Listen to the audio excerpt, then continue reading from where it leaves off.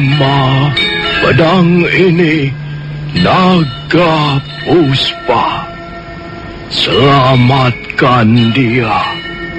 Jangan sampai jatuh ke tangan pendekar berwatak jahat.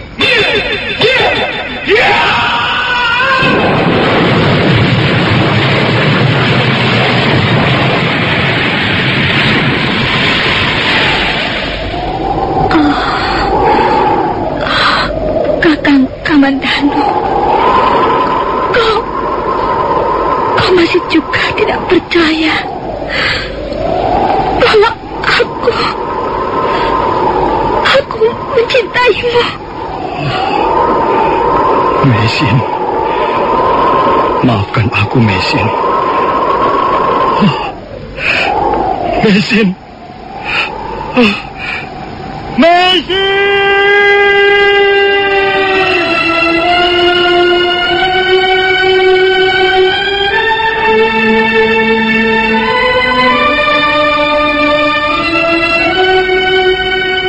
Tutur Tinula.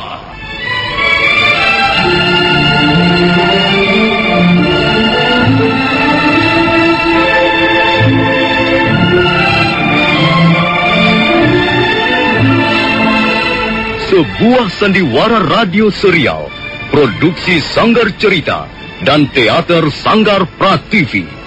Sebuah kisah dengan latar belakang sejarah runtuhnya Singasari dan berdirinya Kerajaan Majapahit.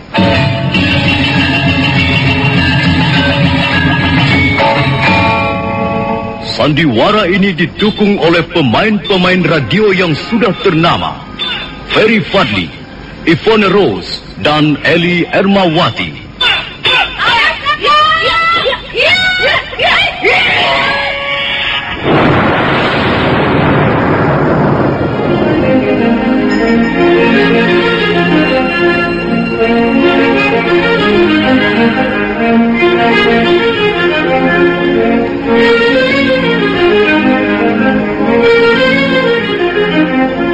Cerita ini ditulis dan diolah oleh S. Tijab, hiasan musik dan sutradara J. Ispriyonoka. Kali ini mengetengahkan episode ke-9 dengan judul Badai Mengamuk di Atas Kediri.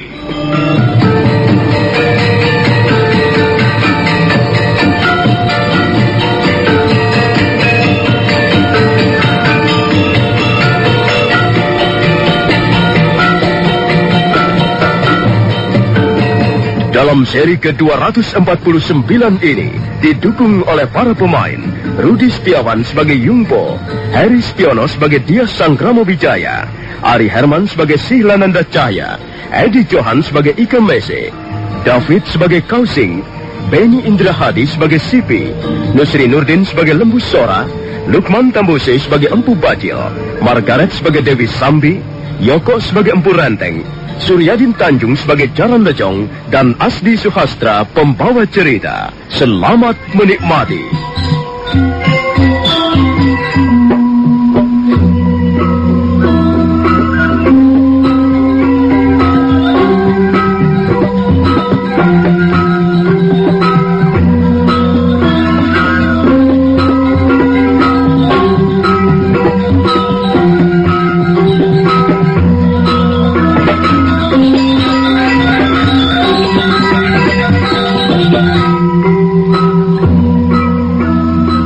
Sanggramowijaya baru saja menerima perwira Yungpo, utusan dari Panglima Bala Tentara Tartar, Ike Mese.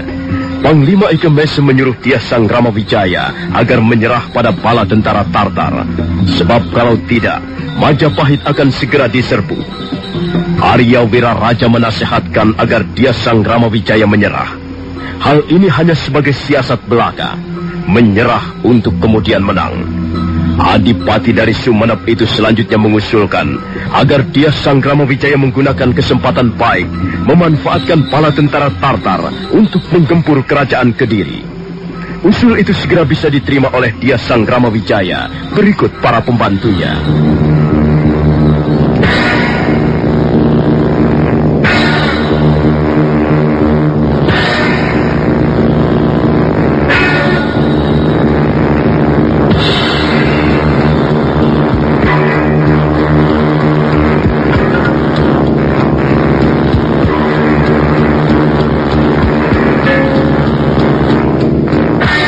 Bagaimana Tuan Sanggrama Wijaya? Kami tidak bisa menunggu lebih lama lagi. Kami segera minta jawaban dan ketegasan dari Tuan. Baiklah Tuan Perwira. Saya pun sudah menyiapkan jawaban itu dalam sepucuk surat. Nah, inilah suratnya. Tolong sampaikan surat ini pada Panglima Ike Mese. Di samping itu, sebagai bukti bahwa saya menyerah, saya akan mengirimkan Mantri Sihlananda Jaya berikut 14 orang Majapahit ke perkemahan bala tentara Tartar. Saya kira hal itu lebih bagus, Tuan Sanggrama Wijaya. Mantri Sihlananda Jaya. Iya, Gusti. Berangkatlah segera ke desa Pacekan bersama Perwira Yungpo. Iya. Bawalah serta 14 orang Majapahit. Kau akan ditemani Kakang Ranggalawi dan Paman Lembusora. Kau tidak perlu banyak bicara. Kau hanya tinggal menyerahkan surat yang sudah kutulis untuk Panglima Ike Mese. Baik, Gusti. Hamba siap menjalankan perintah Gusti. Nah, Perwira. Saya, Tuan. Saya kira Tuan Perwira bisa berangkat sekarang. Kalau begitu, kami mohon diri, Tuan Sanggrama Wijaya. Iya, silakan.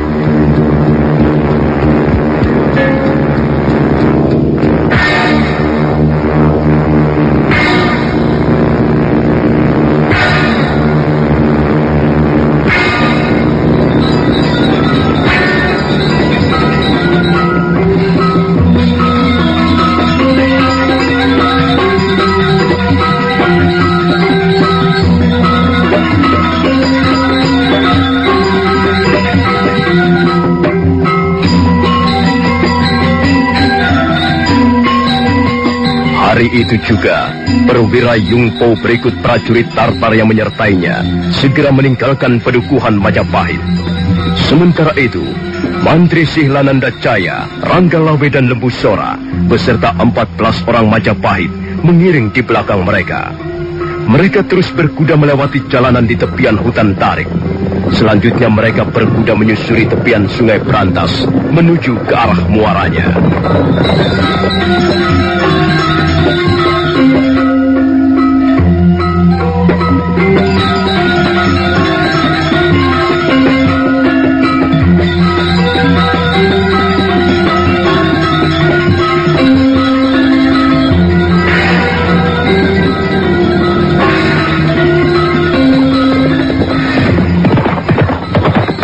Desa Pacekan kelihatan sibuk dan ramai oleh kehadiran tentara Tartar. Mereka mendirikan tenda-tenda di pinggiran sungai Sugalu. Perahu-perahu jung yang mereka bawa dari negeri Mongolia ditambatkan di bawah pohon-pohon yang tumbuh di sepanjang sungai. Malam itu, Perwira Yungpo sudah tiba di perkemahan bala tentara Tartar. Dia segera menghadap Panglima Ike Mese di dalam tendanya. Bagaimana Perwira Yungpo? Bagaimana hasil kunjunganmu ke desa Majapahit? Kami sudah menemui Tuan Sanggrama Wijaya, Panglima. Lalu, apa katanya? Beliau tidak mengatakan apa-apa, kecuali menulis pucuk surat untuk Panglima. Mana suratnya? Ini, Tuan Panglima. Di samping itu, Tuan Sanggrama Wijaya mengirim beberapa orang ke perkemahan kita. Mereka sekarang menunggu di luar. Ya. Biarlah ku baca dulu surat ini. Kau tunggu di luar. Baik, Panglima. Perwira Yungpo segera melangkah keluar tenda. Sementara itu Panglima Sipi membaca isi surat yang ditulis Dia Sanggrama Wijaya untuknya sebagai balasan atas surat yang telah dikirimkan beberapa hari yang lalu. Tuan Panglima, saya adalah Sanggrama Wijaya. Saya sudah membaca surat Tuan Panglima dan saya sudah mengetahui apa isinya. Tapi sebelumnya saya mohon Tuan Panglima sudi mendengarkan penjelasan saya mengenai keadaan saya sekarang ini. Sekarang ini saya menjadi kepala pedukuhan Majapahit. Soal pedukuhan Majapahit barangkali Tuan dapat meminta keterangan kepada Perwira Yungpo yang Tuan utus mengirim surat beberapa hari yang lalu.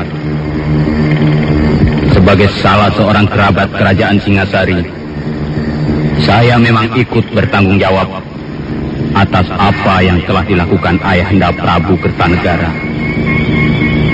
Tapi harap Tuan Panglima ketahui, Ayahanda Prabu Kertanegara telah wafat. Singasari telah runtuh karena serangan tentara gelang-gelang di bawah pimpinan Prabu Jayakatwang. Prabu Jayakatwang sekarang bertahta di Istana Kediri. Sekarang ini saya sedang dalam perselisihan dengan Raja Kediri tersebut. Karena itu, Tuan Panglima, saya sama sekali tidak keberatan untuk menyerah pada bala tentara Tartar. Tapi saya mohon, Tuan Panglima sudi membantu kesulitan saya. Sebenarnya ini adalah persoalan pribadi kerabat kerajaan. Tapi saya tidak mempunyai jalan keluar yang lain, kecuali meminta bantuan kepada Tuan Panglima Ike Mese. Sekian surat dari saya. Tertanda Dia Sanggrama Wijaya, Kepala Pedukuhan Majapahit.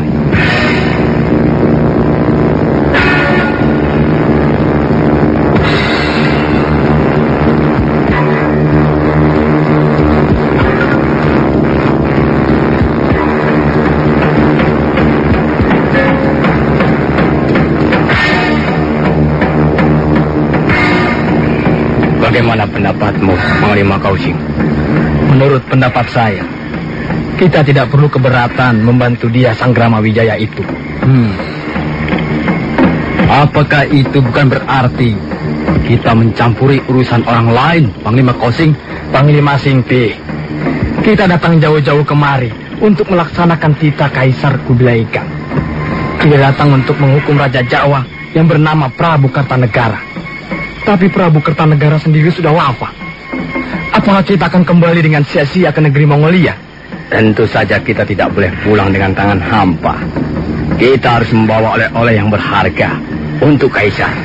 Iya, tapi apakah kita bisa percaya pada Dia Sanggrama Wijaya itu? Perwira Yungpo sudah melihat sendiri keadaan desa Majapahit. Menurut laporannya, orang yang bernama Dia Sanggrama Wijaya itu sepertinya bisa dipercaya.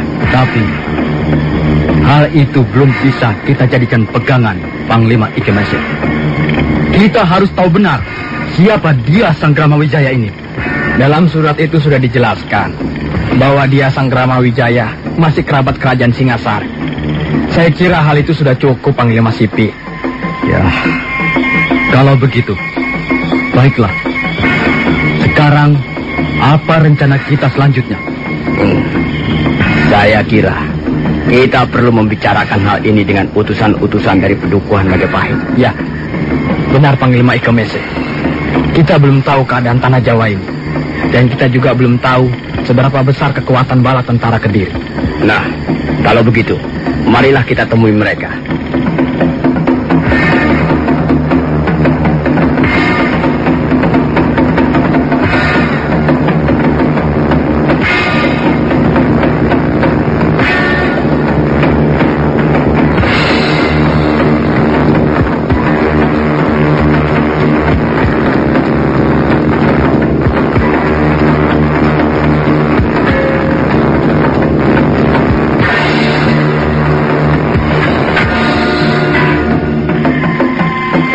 Apakah Tuan yang bernama Mantri Silananda Cahya?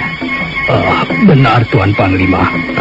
Saya kemari bersama 14 orang Majapahit yang lain. Di antaranya adalah Kakang Ranggalawe dan Paman Lembusora. Tuan yang bernama Lembusora? Benar Tuan Panglima. Sayalah Lembusora. Dan yang duduk di sebelah saya inilah Ranggalawe, keponakan saya. Baiklah. Saya ingin meminta keterangan lebih lanjut tentang Pedukuhan Majapahit. Apa yang ingin Tuan Panglima ketahui? Berapa besar jumlah prajurit Majapahit yang ada sekarang ini? Tidak begitu banyak jumlahnya Tuan Panglima. Kurang lebih hanya 1.200 orang. Saya ingin menambahkan Tuan. Ya, 1.200 orang itu tidak seluruhnya merupakan prajurit inti. Sebagian di antara mereka hanyalah terdiri dari rakyat biasa. Baik. Bagaimana pendapatmu, Panglima Kausing? Saya ingin tahu, kira-kira seberapa besar kekuatan bala tentara Kediri? Dapatkah tuan-tuan memberikan penjelasan? Jumlah mereka cukup besar, Tuan Panglima. Lebih dari 10.000 orang prajurit. Iya, paling sedikit 10.000 orang prajurit. Tapi kekuatan mereka tidak dipusatkan seluruhnya di kota Kediri, Tuan. Sebagian besar di antara mereka ditempatkan di daerah-daerah lain. Apakah Istana Kediri mempunyai benteng? Istana Kediri dikelilingi benteng yang cukup tinggi dan kokoh, Tuan Panglima. Benteng itu letaknya persis di tepian Sungai Berantas. Kalau begitu, kita bisa menyerang benteng Kediri dari arah sungai. Kita bisa menggunakan perahu-perahu untuk menuju ke tempat itu. Hal itu bisa kita lakukan, Tuan. Asal semuanya kita rencanakan dengan matang. Saya kira benteng kota Kediri itu bisa kita terobos. Baiklah. Saya kira kita sudah dapat membuat kata sepakat. Saya, baik secara pribadi maupun atas nama Kaisar Kubilai Khan, bersedia membantu Tuan Sanggrami Wijaya menyelesaikan persoalannya dengan Prabu Jayakatwang. Tentu saja dengan persyaratan bahwa setelah Sanggrama Wijaya dapat menyelesaikan persoalannya dengan Jayakatwang, dia harus tunduk dan menyerah pada bala tentara Tartar. Saya kira hal itu sudah tidak menjadi persoalan lagi, Tuan Panglima. Benar, Tuan Panglima. Gusti Sanggrama Wijaya orangnya terbuka. Beliau senang menjalin persahabatan dengan siapa saja. Baiklah, kalau begitu, marilah kita mengadakan persiapan. Saya ingin mengadakan pembicaraan langsung dengan Tuan Sanggrama Wijaya. Kalau begitu, marilah Tuan Panglima kami antarkan menghadap beliau.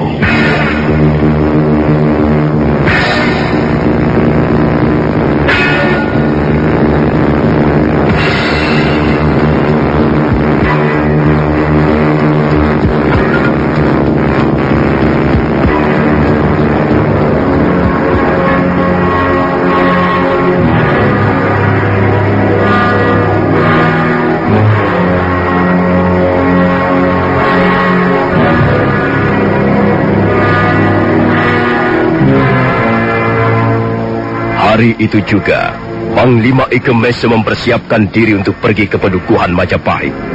Sementara Panglima Kausing dan Panglima Sipi tinggal di perkemahan. Tapi mereka sudah merencanakan segala sesuatunya untuk mengadakan penyerbuan ke Istana Kediri.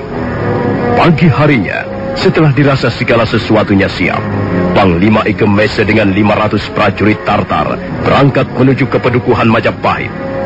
Mantri Silananda Caya, Lembu Sora dan Ranggalawi berikut orang-orang Majapahit yang lain mengiring di belakang mereka.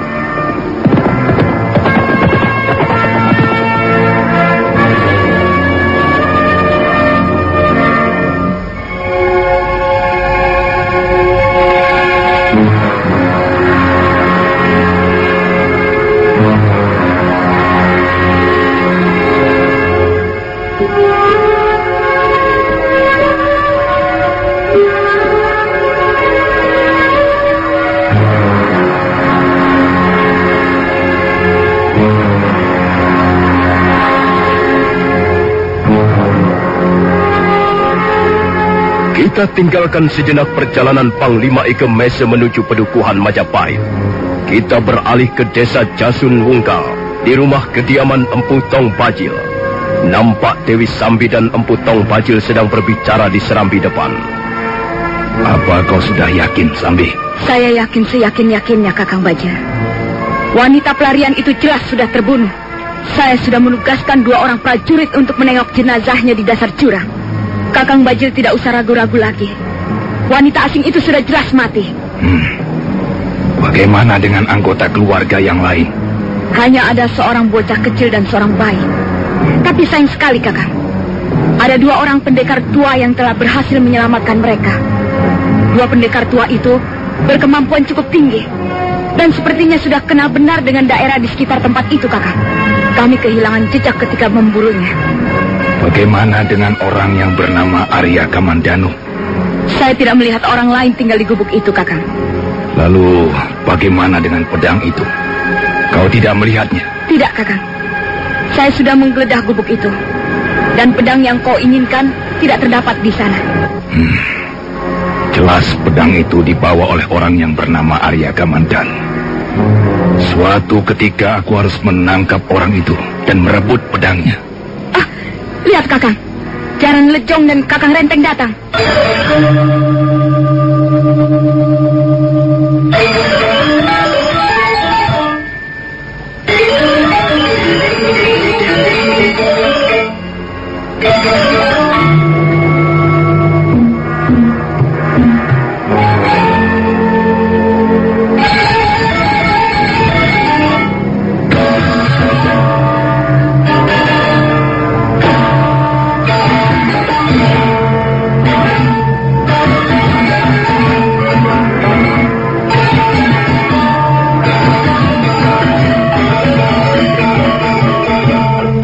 Kakang Renteng. Nah, Jaran Lejong, coba berilah laporan yang lengkap dan jelas. Kau mengatakan bahwa kau telah melihat pasukan asing di sekitar hutan tarik. Benar, Tuan Bajil. Pasukan asing itu berkampung di desa Pacekan. Beberapa orang telik sandi telah melihat mereka berkuda menuju padukuhan Majapahit. Sudah berapa lama mereka berkampung di Pacekan? Sudah hampir 10 hari, Tuan Bajil. Berapa banyak jumlah mereka? Sekitar 2.000 orang, Tuanku Dewi. Mereka bersenjata lengkap. Ada pasukan tombak, pasukan pemanah, pasukan pedang, dan bahkan mereka membawa pasukan berkuda. Apakah laporan ini sudah kalian teruskan ke kota Kediri? Belum, Tuanku Bajil.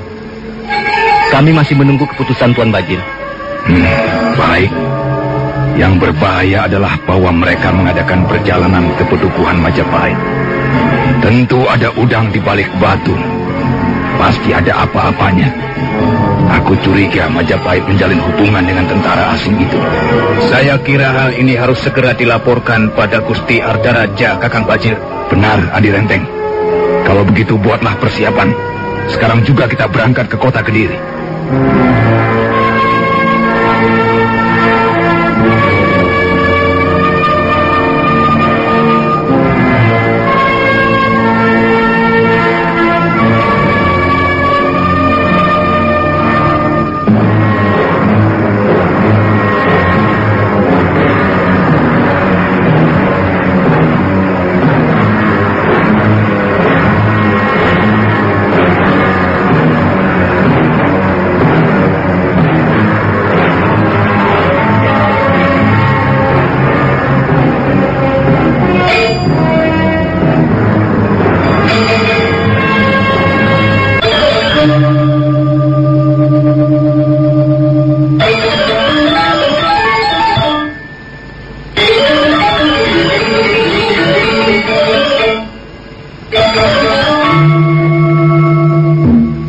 Bajil baru saja menerima laporan dari Jaran Lejong tentang adanya pasukan asing yang bermukim di desa Pacekan.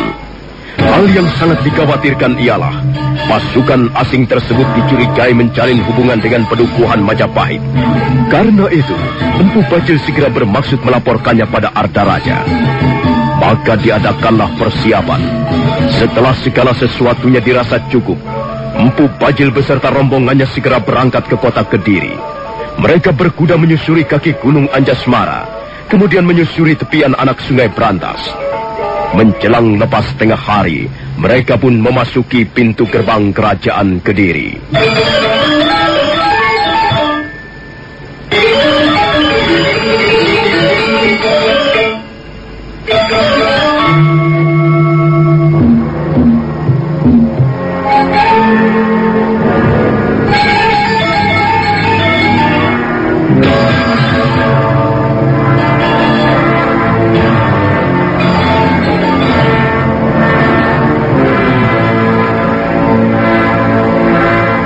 Sementara itu, Ardaraja tengah menerima kehadiran Patih Kebumundarang di rumah kediamannya. Rumah yang khusus dihuni oleh seorang pangeran Patih.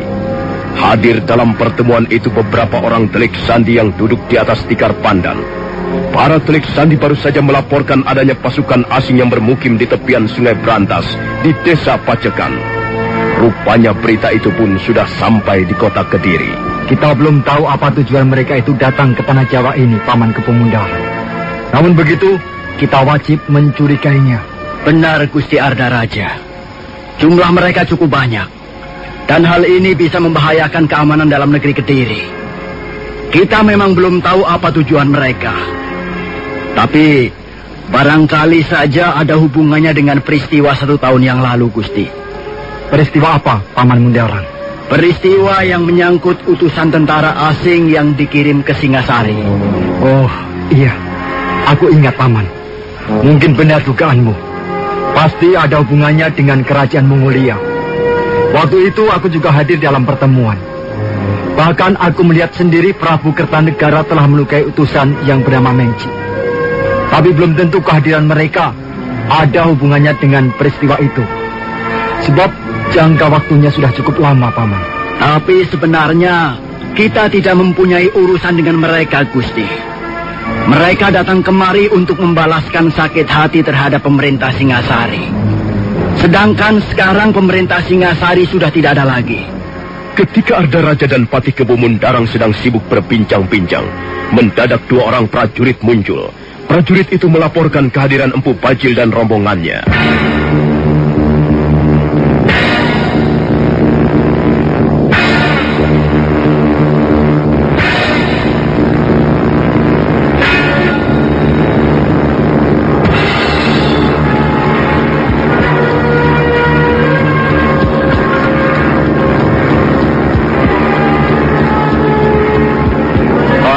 Ada apa, Kakang Bajil?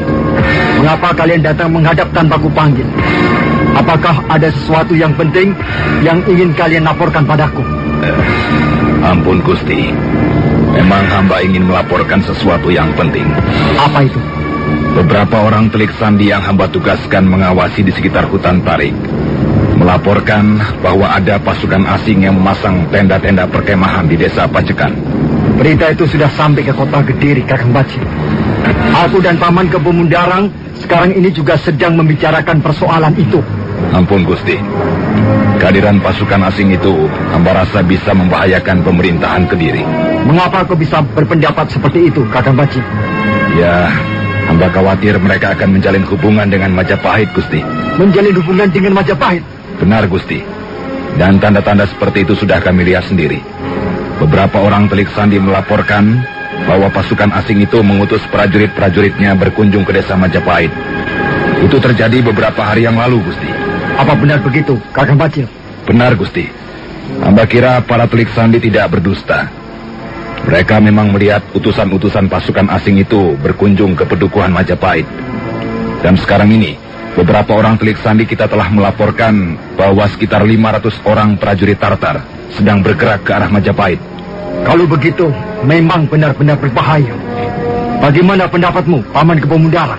Kalau sampai pasukan asing itu bersekutu dengan Majapahit, memang bisa berbahaya sekali, Gusti.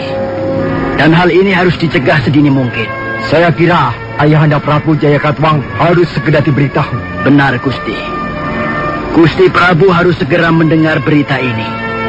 Selanjutnya terserah bagaimana keputusan beliau untuk bertindak. Kalau Ayahanda Prabu merasa ragu-ragu untuk bertindak, akulah yang akan bertindak, Paman. Nah, terima kasih, Kakang Bajil. Terima kasih atas laporanmu. Sekarang, kau tunggu saja di Istana Kediri. Aku akan segera menghadap Ayahanda Prabu untuk melaporkan berita ini secepatnya.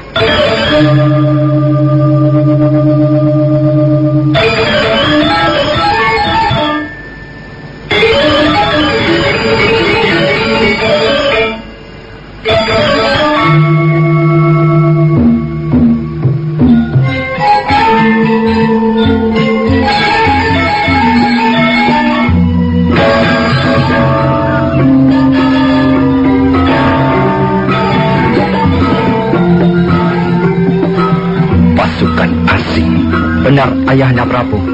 Mereka tidak boleh berbuat seenaknya di negeri orang. Mereka harus memberikan laporan sebelum mendarat di tanah Jawa. Arda Raja, di mana sekarang mereka berkampung? Di desa Pacekan, Ayahanda Prabu. Di sepanjang Sungai Sugalo.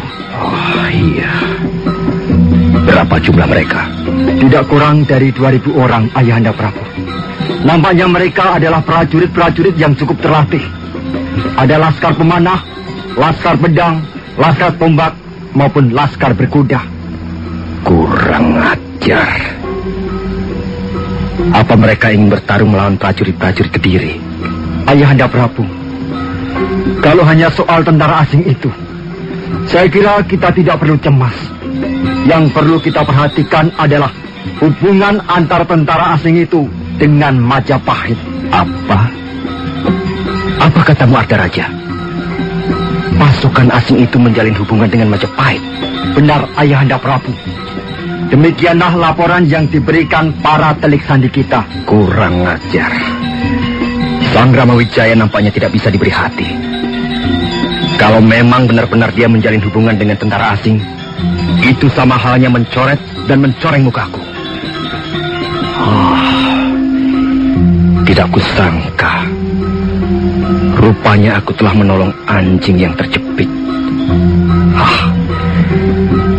Kalau memang Sang Ramawijaya bermaksud bergabung dengan pasukan asing untuk menggempur Kediri, Majapahit yang harus bertanggung jawab dalam hal ini. Majapahit akan kubumi hanguskan. Dan anjing terjepit itu akan kubinasakan. Sekarang sebaiknya kita memikirkan apa yang harus kita lakukan, Ayahanda Prabu. Jangan sampai kita memberi kesempatan lebih leluasa kepada pasukan asing itu untuk bergerak. Benar, Ardaraja. Pasukan asing itu harus diberikan pelajaran yang berharga. Mereka tidak boleh menginjak tanah Jawa ini. Mereka harus segera diusir dari pesisir timur Pantai Tuban. Dan kalau benar-benar terbukti Majapahit berkomplot dengan tentara asing itu, cepat berikan laporan padaku, Ardaraja. Aku ingin tahu apa jawaban Sang Ramawijaya. Baik, Ayahanda Prabu. Sekarang siapkan 1000 prajurit lengkap dan berangkatkan mereka ke desa Pasekan. Usir tentara asing itu dari bumi Kediri. Kalau mereka melawan, bunuh saja semuanya dan campakkan mayat mereka ke Kali Berantas. Baik, Ayahanda Prabu. Hamba akan segera menjalankan perintah.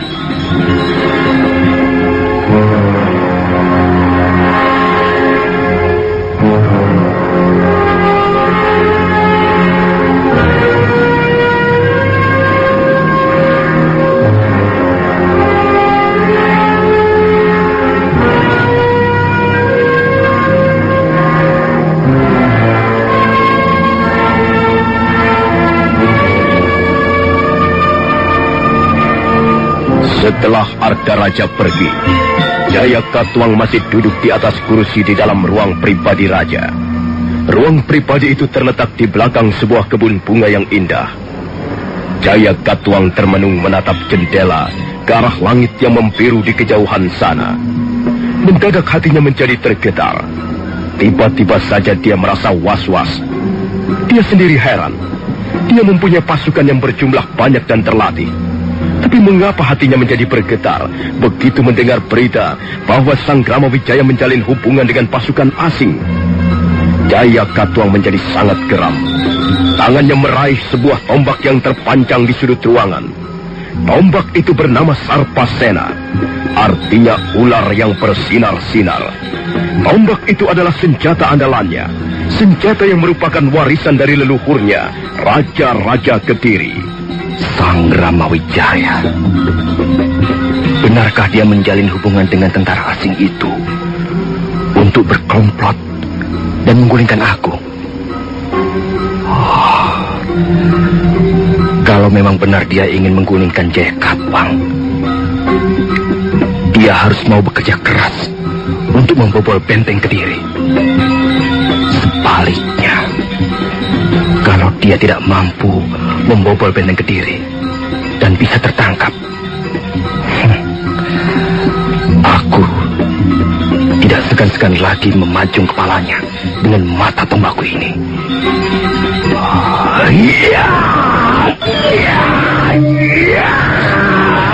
Ada apa, Kanda Prabu?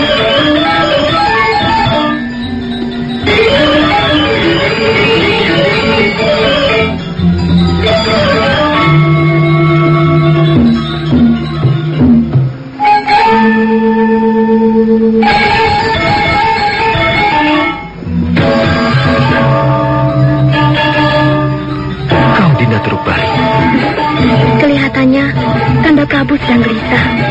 Apakah ada berita yang kurang enak didengar telinga, Kanda? Iya.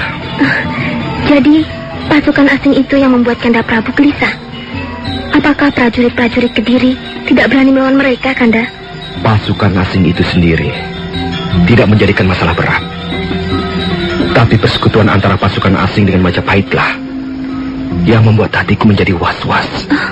Jadi, tentara asing itu berkomplot dengan Sang Ramawijaya dan bermaksud menggempur Kediri, begitu Kanda? Iya, nampaknya begitu, Dinda Turuk Bali. Karena itu, aku harus segera mengadakan persiapan. Ada dua hal yang akan kulakukan sekarang ini, dan sudah menjadi keputusanku. Pertama adalah mengusir tentara asing itu dari bumi Kediri.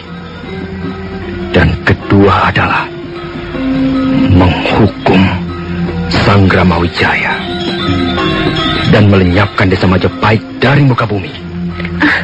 Apakah tindakan Kanda Prabu tidak terlalu terburu-buru? Tidak. Aku sudah mencium adanya bahaya besar yang mengancam istana Kediri. Dan aku tidak ingin alun-alun Kediri dijamah oleh orang-orang yang mau berontak menentang kekuasaanku. Barang siapapun ingin melawan dan membangkang kekuasaan Jaya Katuang, maka orang itu harus dihukum berat. Orang itu harus bertanggung jawab atas perbuatannya. Aku tidak ingin kekuasaanku diganggu-gugat oleh siapapun juga. Kekuasaan ini sudah berhasil kurebut dari Kakang Prabu Kertanegara dengan pertumpahan darah. Karena itu, siapapun yang ingin memperoleh kekuasaan ini harus juga merebutnya dengan pertumpahan darah.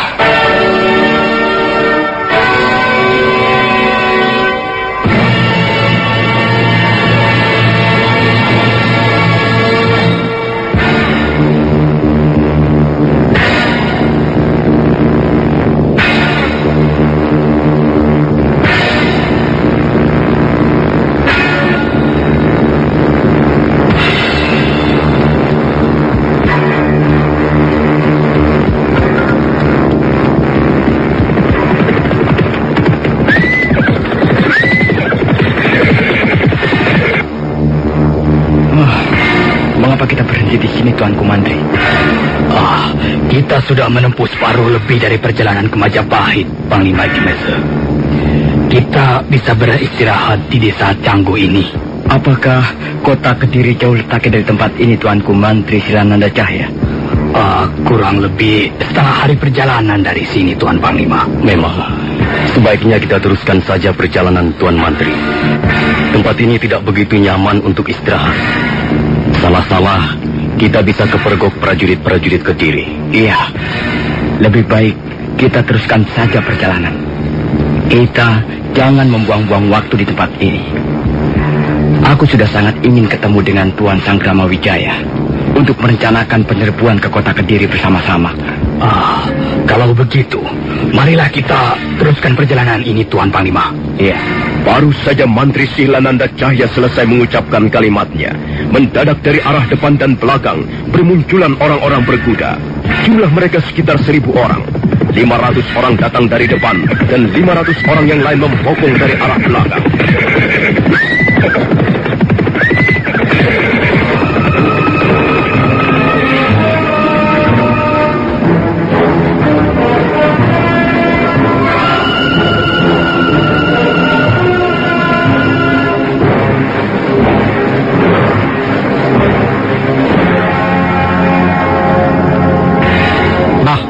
Kebetulan sekali.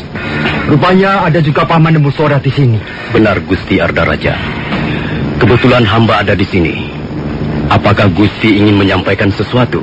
Paman Mundarang, tolong katakan pada mereka apa yang kita inginkan. Baik, Gusti Arda Raja.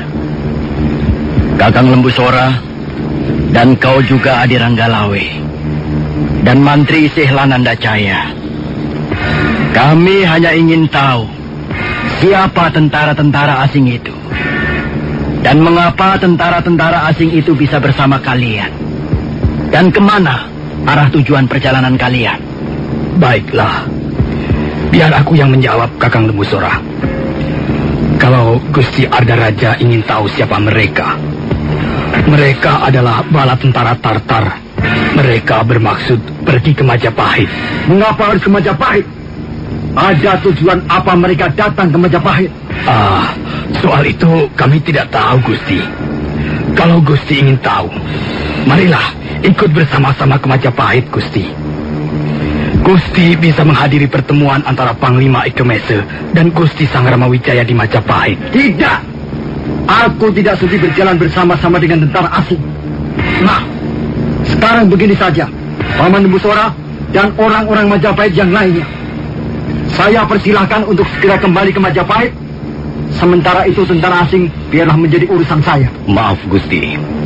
Tentara asing ini adalah tamu pedukuhan Majapahit. Gusti Arda Raja tidak berhak untuk mengusir mereka. Majapahit itu adalah sebuah desa kecil yang terletak di wilayah Kediri, Paman Nembusora. Mengapa kami tidak berhak? Memang benar, Gusti. Majapahit termasuk wilayah Kediri. Tapi apakah selama ini Majapahit telah melakukan kesalahan terhadap pemerintah Kediri? Sudahlah, sudah. Jangan banyak mulut. Ayo cepat kembali ke Majapahit. Biarlah orang asing itu menjadi bagianku. Kalau mereka tidak mau segera pergi dari tanah Jawa ini, mayat mereka akan kami campakkan di Kali Berantas. Kalau begitu, kami pun tidak bisa tinggal diam, Gusti. Kalau kalian ingin ikut campur, kalian pun akan mendapat bagian yang sama dengan orang-orang asing itu. Ayo cepat, sergat mereka, kubur mereka.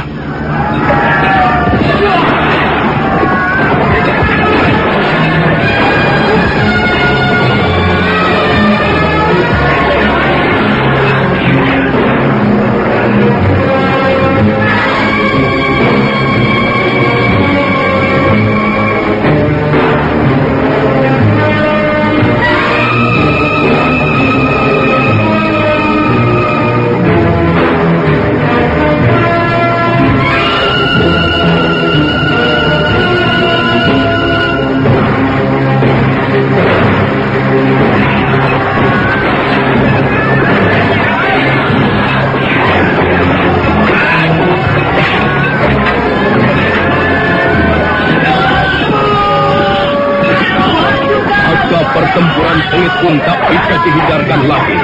Prajurit-prajurit Kediri segera menyerang bala tentara Tartar yang kurang lebih berjumlah 500 orang.